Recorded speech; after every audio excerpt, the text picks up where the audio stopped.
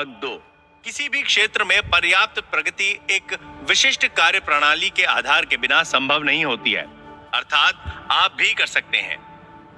आप भी अपने अवचेतन मन को संचालित करने में दक्ष बन सकते हैं। आप इसके सिद्धांतों की शक्तियों को अपने ज्ञान के आधार पर अपने विशिष्ट कार्यों तथा अपने अभीष्ट लक्ष्यों के अनुरूप उपयोग करके अपने जीवन को सफल बना सकते हैं। एक पूर्व केमिस्ट होने के नाते मैं आपको बताना चाहता हूं कि हाइड्रोजन के 2 एटम के परिणाम में यदि एक एटम ऑक्सीजन का मिला दिया जाए तो वो पानी बन जाता है। आप ये भलीभांति जानते हैं कि एक एटम ऑक्सीजन और एक एटम कार्बन मिला देने से कार्बन मोनोऑक्साइड नाम की जहरीली गैस बन जाती है। लेकिन यदि एक एटम ऑक्सीजन और मिला दिया जाए तो कार्बन डाइऑक्साइड गैस बन जाती है, जो एक साधारण गैस होती है। इसी प्रकार केमिस्ट्री रसायनों के मिश्रण की एक प्रयोगशाला है। आप ये ना सोचे कि केमिस्ट्री, फिजिक्स, मैथमेटिक्स के सिद्धांत आपके अवचेतन मन से अलग हैं। पानी अपना धरातल स्वयं बनाता है। ये एक सिद्धांत है जिसे सभी जानते हैं और स्वीकार करते हैं, और सभी जगह ये देखने को मिलता है। एक और उदाहरण लेते हैं। लोहा गर्म किए जाने पर फैलता है। ये एक सत्य है जो किसी भी समय किसी भी परिस्थिति में पाया जाता है। आप लोहे के टुकड़े को गर्म करो, वो बढ़कर फैलेगा, चाहे वो चीन में हो या इंग्लैंड अथवा भारत में हो। ये एक सार्वभौमिक सच्चाई है कि तत्व गर्म किए जाने पर फैलता है। ये भी एक सार्वजनिक सच्चाई है कि आप अपने अवचेतन मन में जो प्रभाव डालते हैं वो अंतरिक्ष के चित्रपट पर एक शर्त, अनुभव और परिणाम के रूप में अभिव्यक्त होता है। आपकी प्रार्थना का परिणाम मिलता है क्योंकि आपका अवचेतन मन सिद्धांत है, और सिद्धांत का मतलब है एक वस्तु की कार्यविधि या वस्तु के चलायमान होने का तरीका। उदाहरण के लिए बिजली के सिद्धांत को लेते हैं। वो ऊपर से नीचे की ओर दौड़ता है। जब आप बिजली का इस्तेमाल करते हैं तो आप उसके सिद्धांत को नहीं बदलते, लेकिन प्रकृति के सहयोग से आप अद्भुत आविष्कार और नई नई खोज करते हैं, जिनके परिणाम स्वरूप मानवता को अनगिनत लाभ पहुंचाए जाते हैं। आपका अवचेतन मन सिद्धांत है जो आस्था के नियम के अनुकूल चलता है। आपको पता होना चाहिए कि आस्था क्या है, वो क्यों काम करती है और कैसे काम करती है।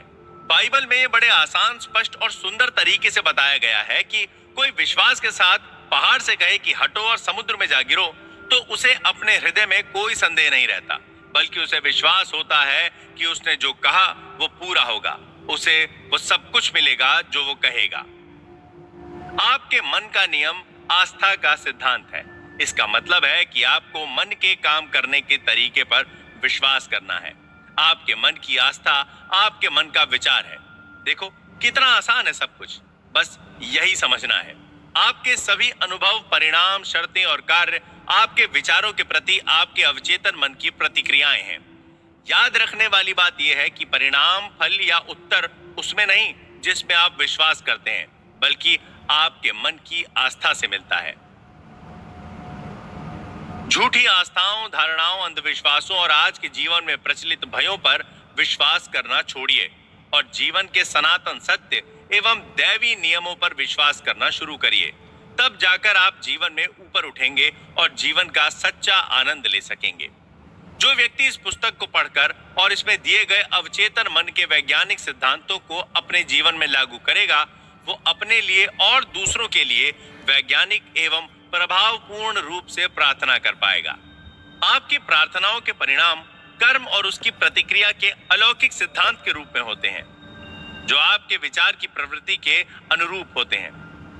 अपने मन को सद्भाव, स्वास्थ्य, शांति तथा शुभेच्छाओं में लगाएं और देखें आपके जीवन में क्या आश्चर्य होते हैं। आपका मन दरअसल में एक है, किंतु उसके 2 स्पष्ट भाग हैं। दोनों की विशेषताएं अलग हैं।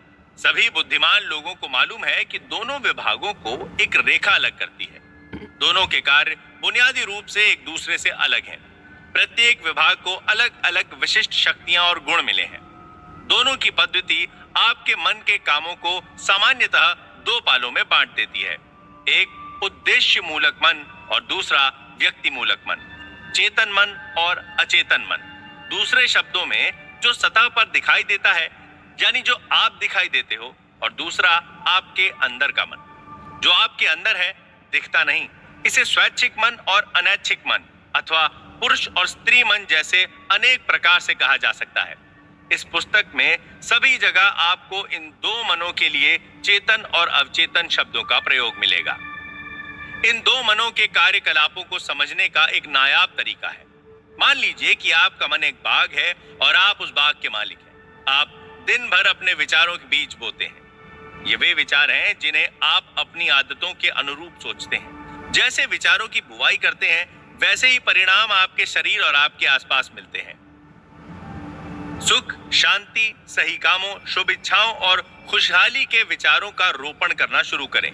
धैर्य से बैठकर पूर्ण रुचि के साथ इन गुणों पर चिंतन करें और उन्हें पूर्ण रूप से अपने चेतन मन में अर्थात अपने सोचने समझने के मन में स्वीकार करें, उन्हें अंगीकार करें। अपने मन के बगीचे में इन विश्लेषण बीजों की बुआई करें और उनकी शानदार फसल का लाभ कमाएं। आपके अवचेतन मन की मिट्टी खूब उपजाऊ है, जिसमें सभी प्रकार के बीज उग जाते हैं, अच्छे भी और बुरे भी। लेकिन जरा सोचिए, क्या कांटों को रोपने से कहीं अंगूर मिलेंगे या गोखरू के पेड़ में अंजीर लगेंगे?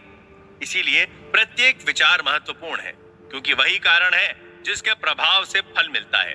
इसीलिए यह जरूरी है कि आप अपने विचारों पर नियंत्रण रखें, जिससे आपको वही परिणाम प्राप्त हो जैसा आप चाहते हैं। जब आपका मन सही रास्ते पर चलने लगेगा, जब आप सच को समझना शुरू कर देंगे, जब आपके अवचेतन मन में रचनात्मक, मधुर और शांतिपूर्ण विचार जमा होने लगेंगे, तब आपके अवचेतन मन की जादुई शक्ति में प्रतिक्रिया होगी और आपके जीवन में मधुर परिस्थितियां पैदा होंगी। आपके आसपास का वातावरण सहज बन जाएगा, प्रत्येक कार्य में सफलता मिलती जाएगी। जब आप अपने सोचने विचारने पर नियंत्रण शुरू कर देंगे, तो आपका अवचेतन मन इस शक्ति का उपयोग अपनी समस्या या परेशानी में भी कर पाएगा। दूसरे शब्दों में, आप वस्तुतः उस अनंत शक्ति और सर्वशक्तिमान नियम के सजग अनुयायी बन जाएंगे जो समस्त संसार को चलायमान रखता है। आप जहां रहते हैं वहां चारों ओर देखेंगे तो पाएंगे कि अधिकांश लोग शून्य जगत में रहते हैं और विवेकपूर्ण एवं ज्ञानी जन अभिलाषापूर्ण, अर्थपूर्ण जीवन को चुनते हैं। याद रखें, अर्थपूर्ण जीवन अर्थात आपके विचार, आपकी भावनाएं और कल्पनाएं ही आपके शून्य जगत का निर्माण करती हैं। इसीलिए यही रचनात्मक शक्ति और वो सब कुछ जो आप अपने जीवन में देखते हैं, उसे जाने अनजाने में आपके भीतर के मन ने बनाया है। आपके चेतन और अवचेतन मन के आदान प्रदान का ज्ञान आपके संपूर्ण जीवन को बदल सकता है। अपने आसपास की दशा बदलने के लिए आपको उसके कारण को बदलना होगा। अधिकांश लोग दशा और परिस्थिति बदलने के लिए उसी में करना शुरू कर देते हैं। विवाद, उलझन, अभाव, बंधनों को दूर करने के लिए आपको उनके कारण को अर्थात उस तरीके को बदलना होगा जिसके जरिए आप चेतन मन का प्रयोग कर रहे हो। दूसरे शब्दों में, जिस दिशा में आप सोच रहे हैं और मन का प्रयोग कर रहे हैं, उसे बदलना होगा। आप असीमित दौलत के अथाह सागर में रह रहे हैं। आपका अवचेतन मन आपके विचारों के प्रति बहुत नाजुक है, तुरंत सक्रिय हो जाता है। आपके विचार ही वो शक्ति पुंज है जिसके माध्यम से आपके अवचेतन की अपरिमित बुद्धि, ज्ञान, महत्वपूर्ण शक्तियां और ऊर्जाएं निर्गत होती हैं। आपके मन के नियमों का व्यवहारिक प्रयोग, जैसा कि इस पुस्तक के प्रत्येक अध्याय में दिया गया है, आपके जीवन में अभावों को दूर करके संपन्नता लाएगा, अंधकार की जगह प्रकाश लाएगा, भय को दूर करके विश्वास लाएगा, विवाद की जगह सौहार्द लाएगा, विफलता के स्थान पर सफलता लाएगा और साधारण जीवन से उन्मुक्त होकर खुशहाल जीवन प्रदान करेगा।